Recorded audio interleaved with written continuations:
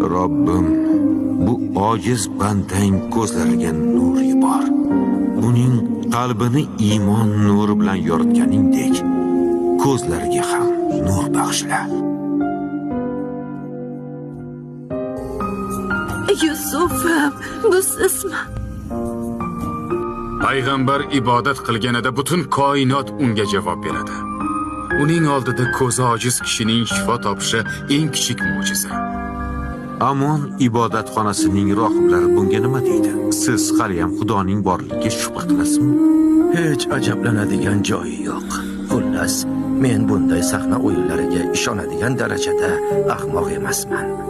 Agar u yosh va go'zal ayolga aylansa, balki shubhangiz yo'qolar. Albatta yo'qoladi.